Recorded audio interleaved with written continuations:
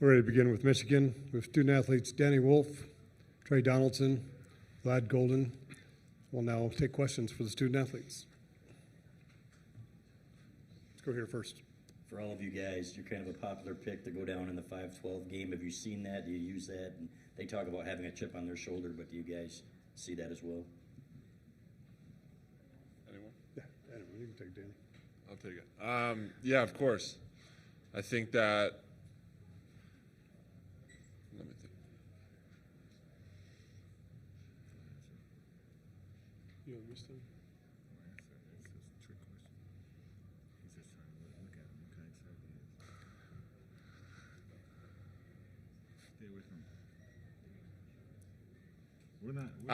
I'll say, I mean, I've been on the other side of this, so obviously last year with Yale when I was a 13 seed, obviously you go into that game with a chip on your shoulder, so I understand the perspective. But, I mean, from our perspective, we know what we're capable of. We know how good we are.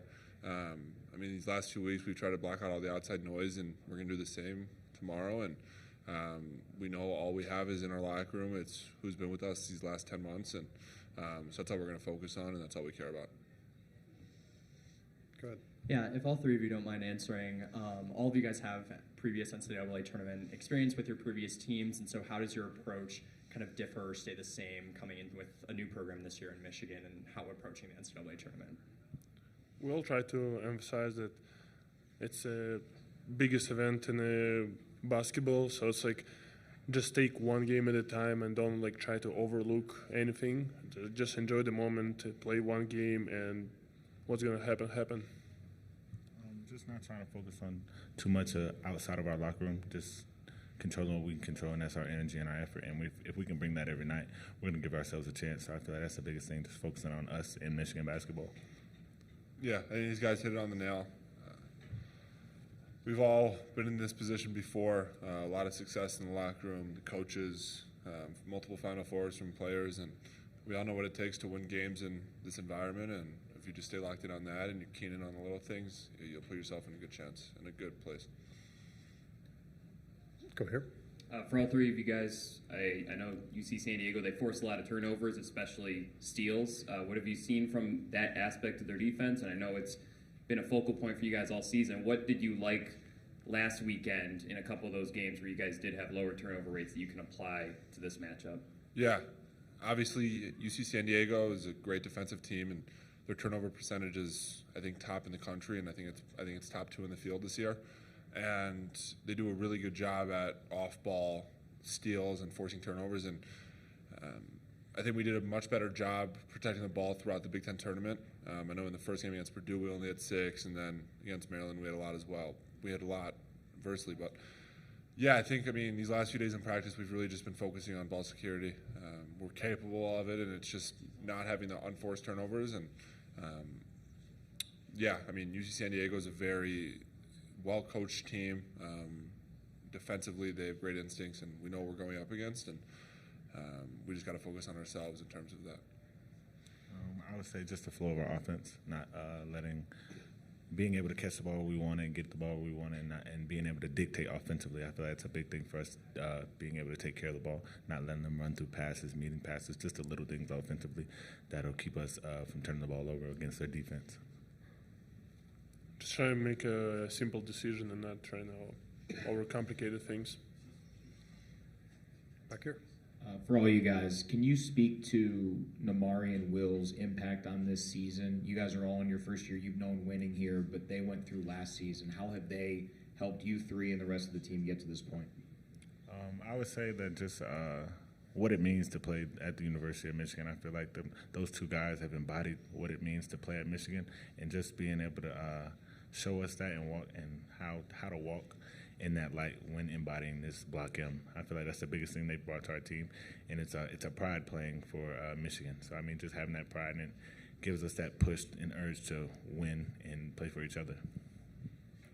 Having an example like them is helping a lot because they show us how to deal with that. Back here. Danny, have you stayed in contact with former teammates, coaching staff at Yale? What's it like potentially playing them in the second round? And what's been your impression of the Yale team this year? Yeah. first of all, I have nothing but amazing things to say about Yale, my teammates, my coaches. I had an unbelievable 2 years there.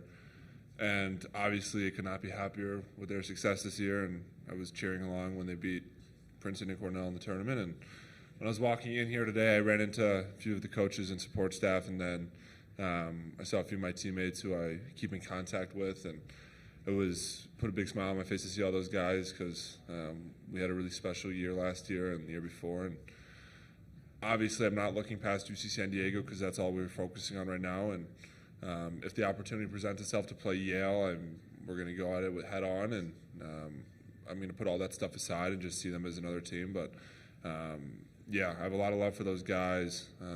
Super proud of all of them, and yeah. Let's go over here first. Danny, another semi-Yale question, but is there anything that, say, like Yale and Michigan have in common as far as winning, figuring out how to win basketball games at such different kinds of schools? I mean, yeah, it's two very storied basketball programs. Coach Jones, all he does is win, and the last few years are examples of that. And they've gone to the tournament these last few years, and we beat Auburn last year, and that was a pretty special moment for our team. And I mean, at Michigan, obviously, last year didn't go as anyone would have liked from a fan perspective, from a team perspective. And when we came in this year, we knew what we had to do to kind of flip that page and bring Michigan back to success. And we're one step closer to that, and we have a few big weeks ahead to kind of cement ourselves in Michigan basketball history. But I mean, Yale is a winning program. Michigan's a winning program, and it has been. So the simple answer is yes. Back here. Trey, Dusty said that you were one of the reasons you got your swagger back in the tournament, and you said that he had a sit down or a talk with you about your confidence and why he brought you here. Can you just describe how that went and what exactly he said to you? It wasn't necessarily what he said to me. It was just, it wasn't a long conversation. It was a quick conversation. It's just to be Trey. And it's something I've lived by for a long time, but I just got away from it. And he just wanted me to get back to that. And I feel like for this team to be at its best, I have to play with confidence. I have to play with my swagger. That's when we're at our best. I get everybody going and just continuing to do that and being that energy guy for this team. I feel like that's the biggest thing that I was bringing. No matter if it's scoring the ball, defending, no matter what it is, I just have to bring that energy and that swagger because that's what we need to win, and that's what I want to do, and that's what this team wants to do, and that's what this staff wants to do. Let's go here first. For any of you guys, how do you feel like you're translating the momentum and success that you had at the Big Ten tournament, whether it be tempering those emotions or trying to build on what you guys did there, kind of a mix of in between? I feel like the biggest thing is, the Big Ten tournament, being able to win it was great. But, just not getting too high and not getting too low. Coming in to the Big Ten tournament, we're coming off 3 tough losses. But our momentum and our energy coming into the Big Ten tournament was big. And it's just because we could have came in low, but we decided not to, came in even, killed, neutral, like coaches like to say. And then after winning it and coming in now to playing in the NCAA tournament, we can't be too high. We just got to we enjoy the Big Ten tournament championship at the end of the year, but right now we have to take care of business. So can't really look back on that, but we just have to focus on the task at hand. Later. Danny, you mentioned the Auburn win last year. You've kind of been on the other side of this. I was at that game. I saw the way they kind of looked at you when they came on the floor. Maybe didn't take you guys as seriously as they should have. And then you showed them how well you can play basketball. What lessons from that did you learn that you can apply this time? Because when you walk on the floor and see a bunch of guys 6'4" to 6'7" that don't look like basketball players. Yeah, first of all, they look like basketball players. They're all one hell of a basketball player. So I'm not discrediting UCSD at all. And I made this a point to my teammates when we were watching film first against UC San Diego, and I was trying to just give them, as you said, just the other side of the just how our perspective was going into the tournament. And obviously, we were an underdog and a very clear underdog, and Auburn just came off an SEC tournament championship, and so we knew that it was us against everyone, and we really just had to play we had to leave everything out there, and we looked at Auburn and realized that the only thing that's stopping us from beating them is ourselves, and we kind of went in with that mindset, and I'm sure that UC San Diego is coming in with that same mindset. And I know that a lot of my teammates have won games in March Madness, some as underdogs, some as favorites, and when you get to March, like, everyone is a really, really good basketball player, and UC San Diego is one of 6 teams that's won 30 games this year, so they're doing something right, and all they're doing is winning right now, and we just got to go into it knowing what we're capable of and knowing that if we play our best brand of basketball, that we like our 5, and just block out all that outside noise and give UCSD all the credit that they deserve. Let's go here first, and then we'll come back over here. Vlad, you and Coach May enjoyed that ride with Florida Atlantic a couple years ago. How is it different this time, not being the underdog and kind of being the hunted? We try to think that there is no underdog or any favorite, because as soon as you start thinking who is underdog, who is a favorite, you're losing that reality, because everybody deserves to be here, and it's gonna be hell of a game no matter who play who. That's how it was. March Madness have shown us so many good stories. So just to stay focused and don't overthink of who is underdog, who is favorite. Right here. Danny, what was your experience like the first time that you got to the tournament? Was it overwhelming?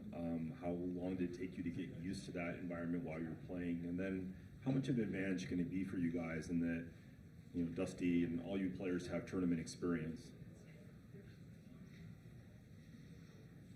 Yeah, I was talking, I don't remember I was talking with someone yesterday, and they asked how it felt being here. And I think the first thing that came to mind was just last year when we came to March Madness, it felt like a kid in a candy store. It was what you dreamed of. It was what you dreamt of your whole childhood, and we had won on a buzzer beater to come to March Madness, and we were playing with house money. No one expected anything from us, and just they say the lights are bright, and when we walked into that gym, the lights were bright, and just the experience of, it was our first time chartering as a team, and just all that went into it just made it a really special experience. And I think on the flip side this year, it feels more like a business trip for us than it did last year at least. And we have really high expectations. We want to go to San Antonio, and we know that we're capable of doing that, and we got to go one game at a time. And we got a really good opponent coming up tomorrow night, and we're really, I speak for the entire locker room with just how excited we are to be here. Not many teams get to be in March Madness, and it's a once-in-a-lifetime experience. And for us, we're grateful that we get it a few times. And on the second part of that, I think that just kind of helps us. It's just we've been here before. All the main guys have won games in the tournament, or they've won major impactful games, and we know what it takes. We know how every possession matters, what you should and shouldn't do, and the do's and the don'ts. And we really just got to focus on ourselves and try to block out all that outside noise. And we're really excited to be here, to say the least. Go ahead. Last weekend, statistically, all 3 games were a little bit different in terms of what you guys need to do to win, but to go 3-0 and a couple days removed from it, what do you think you guys found or captured or recaptured as a team that allowed you guys to kind of flip the script on the last couple weeks? I would say our togetherness. I mean, it was just, like I said, coming into the Big Ten tournament off of 2 tough losses, we were desperate for a win. So, I mean, just getting our team camaraderie back, just being able to go and win big games like that. The Big Ten has prepared us for moments like this with different types of games, wins, losses, blowouts, close games, all that. So I feel like it's just prepared us for this time, and I feel like we have a very seasoned group that will be ready for anything that's thrown at us come tomorrow night. 1 or 2 more questions. Go ahead. Trey, everybody asks Danny about last year's game. What are your thoughts on Auburn and Yale, and your memories of that? I'm not gonna really speak on it. I mean, it was a good game. I mean, Danny came out with the dub, but I mean, it's all love for Auburn. But I mean, it is what it is. I can't really share all my comments because people are entitled to their own opinion. Anything else? Okay, we'll dismiss the athletes at this time. Thank you, man. Thank you.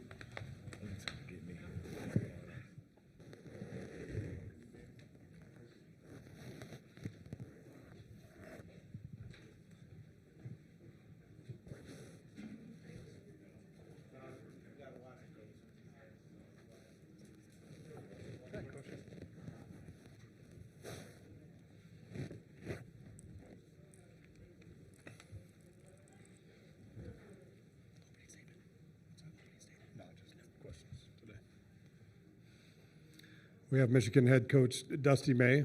We'll now take questions for the coach. Go ahead. Zach Edwards, Michigan Daily. Dusty, you have a lot of prior experience in this tournament and success in this tournament. A lot of the players do as well. How do you guys kind of channel that past experience and change your approach, whether it be you differ that approach, keep it the same, and kind of all collect that together into this team that's Michigan this year?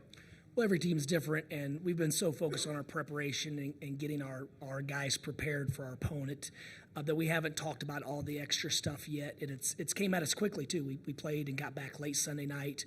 The one thing we've done differently is Danny started it by talking about the perspective of the underdog or the team that has nothing to lose. And so as a group, we talked about how we're going to still be aggressive. We're still going to play the way we play, but at no point during that 40 minutes are we going to play with any fear of failure.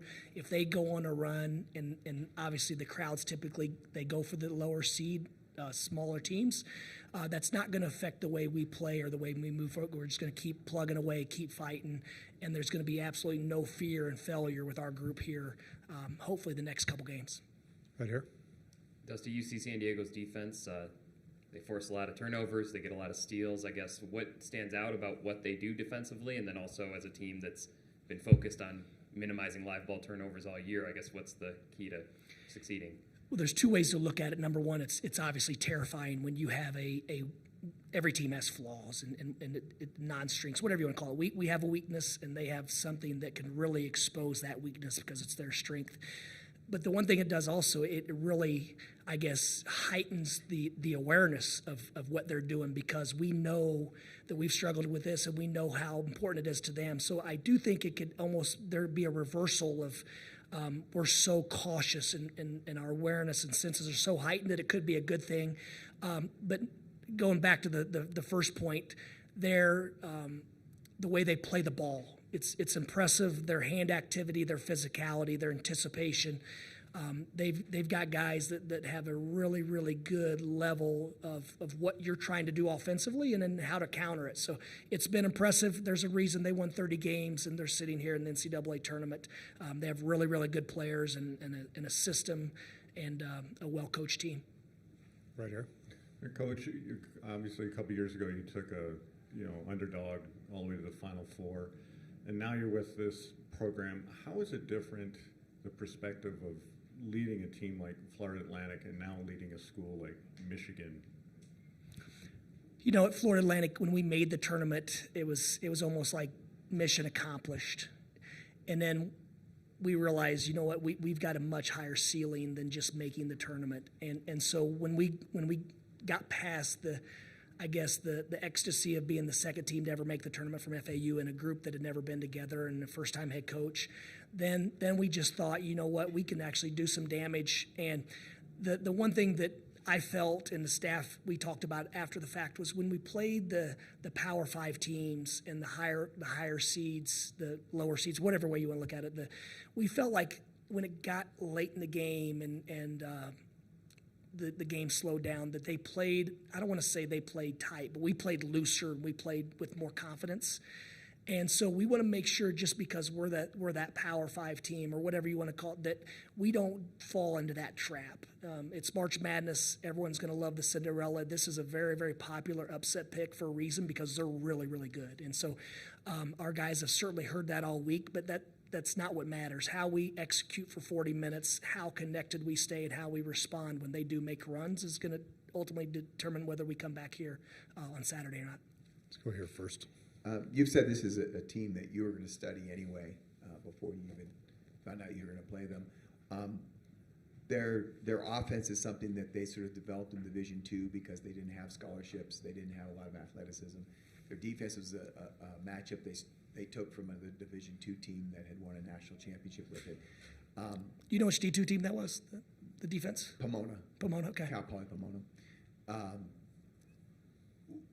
When you look at things that were developed in D2, can those really work at the highest levels of Division I? And why would you look at something like that, where they just basically put those things in because they have less athleticism and size? Well, number one, they have to play differently, obviously, when you're going in and you have established programs like Irvine and Santa Barbara. and teams like that in your league, you can't just move up in and do the exact same thing they're doing. And we had the same game plan. When we came to Michigan, it's one of the reasons we have 2 7-footers when everyone thought we were crazy. We were just determined not to just look at whoever's in first or whoever's in second or whoever has the most tradition and try to do that and mimic it. Because I'm not a Hall of Fame coach, and we don't have the evidence of doing it that way, of it working. So we simply wanted to be different, to do something that you're not going to see every day in practice and your habits don't naturally align with. And that's what they've done. I mean, as far as it working, we have a saying that everything works somewhere and nothing works everywhere. And so you don't have to have the best plan. You just have to have a plan that the players and staff are all committed to and bought into, and they obviously have that. But the style of play they're playing with could work anywhere in the world as long as they have that buy-in and the players that it fits their, I guess, skill sets and qualities. But we're definitely going to take some of the way they play defense and implement it into our own way. Right here. Yeah, Coach Chris Thomas in Denver Gazette. Wondering what the pros are and the cons, if there are any cons, of having your son Charlie on the team. Well, the pros, obviously, you get to see your son every day in this business. We travel a lot. We're on the road recruiting. We spend a lot more time with other people's kids than we do our own typically, and it's a labor of love. But just to be able to share this experience and to see him grow, and also it's another level of accountability where I think all of us parents know our kids they change based on who they're around every day. So just putting him in our locker room with our guys, and my youngest son Eli's a manager, and him being around our managers as a freshman in college is something that I look at, and I feel very, very fortunate that I'm in a place like Michigan where they are around high achieving, ambitious, driven young men, and so that's ultimately what you want your kids to be around every single day. So there's a lot of layers to it, but when we're at the facility, he's not Charlie May. He's number 12, and he's got a job to do. That's to serve his teammates as a walk-on. Back here. Coach, looked like Roddy got banged up a little bit last game. Can you talk about his health? And then you guys come into this tournament not as deep as probably you thought you were going to be with the altitude. Do you have to shorten shifts or adjust substitutions or anything like that? Yeah, a little bit. I think early in the game we'll probably have to sub a little bit. Vlad normally 3.5 minutes in, he's rim running, he's banging. We'll probably go a little bit earlier, but there'll be times when I'll probably have to manage the game a little bit more than just trying to squeeze out more and more possessions. And we were in a pickle against Wisconsin. Neither team was shooting it well. The game was getting up and down, and it was a little bit ragged.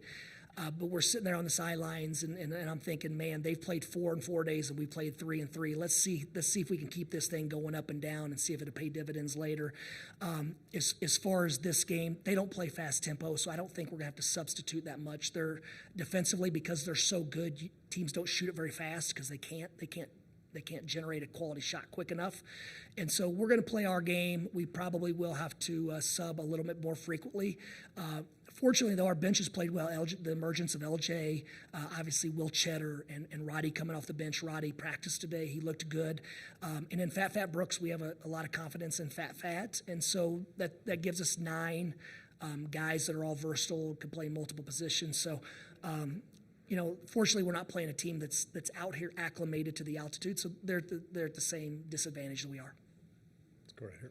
And Dusty, can you talk a little bit about Mike Boynton Jr. and just how he's led the defense pretty much all season and had a lot of success with that? Well, he's helped us on so many levels. He was a head coach at this level for a number of years, so he's been an unbelievable resource and sounding board for me. Tactically, the extra stuff that comes with the job. The recruitment at this level is different. The circles around the players are different. We still had a very, very ma and pa operation at FAU where we had guys that didn't have anyone around them. We were their circles, and so just getting aligned with the people that want the same thing for the players that you do, and so there's just a lot more time spent on other things. And obviously, he's done a great job coaching basketball. Our players respect, trust, and are bought into all that he's done and the rest of the staff's done. So that's been a big part of our success, finding a former head coach that's done it at a level, and he's also not set in his ways. He's like the rest of the staff. He's trying to learn, grow, get better every single day. And that's a beautiful thing about our group, that we're all just trying to help and serve our players and improve along the way. One or two more questions right here. Dusty, the numbers would say you won 3 games in 3 different ways in Indianapolis. I'm just curious what common threads you saw from your team leading to that breakthrough that maybe you can bottle or try to replicate this week. Well, the first game against Purdue, we took care of the basketball, and usually every media timeout, I'm weighing our turnovers, and I think, these games all run together. We managed the turnovers really, really well in game 1, and we put probably 75% of our practice time, the last 5 or 10 practices, on certain things that we thought would help with that issue. And so we thought, man, did we fix it? Is this problem solved? And then obviously the next night we came, and I think we had probably 5 in the first 4 minutes, and it was obvious that the problem wasn't solved. So, but we found we're dominant on the glass that game against Maryland. We out-rebounded on 47-18. So I just think this team, like I said, every team has its flaws. Some teams have great playmaking, some have great shooting, some have size. And the turnovers are a product of number one, maybe we don't have enough playmaking, individual playmaking, where we don't have to generate something that just one guy can create an advantage, and we play off that advantage. But then the third game, we went back and really took care of the basketball well again. We didn't make shots, and our defense, I thought, was the best it's been all season. So we've just taken a lot of pride, and we don't know what it's going to look like tomorrow. We have no idea how we're going to win this game, but we believe that we're going to, and we're going to figure it out during the game. Whatever the game's going to tell us something, and we're equipped because of our league, because of our pre-conference schedule, to figure out a way to win that game. Last question. Dusty, with the way they play defense, forcing teams baseline and the high turnover numbers and things like that, how much can you, with your offense, draw from the principles you've instilled all season, and how much is, some new stuff just for this game? Well, we've faced teams like this before, and we've done well at times and not so well at times. But basketball is a game of opposites. What'd you say they want us to do? Go baseline. So we're going to try not to do what? Go baseline. What else did you say they wanted? Yeah, to scramble. They're going to try to speed us up, and so we're going to try not to get sped up. And so, our guys have seen it before. I don't think they've seen it at this level. I mean, these guys are really, really good at what they do, and they have an older group. So we're going to show up. I think we're going to have a good plan. I think our guys are bought into the plan, and it's going to come down to who executes, who makes the plays in an extremely intense, stressful situation. Okay, thank you for your time, Coach.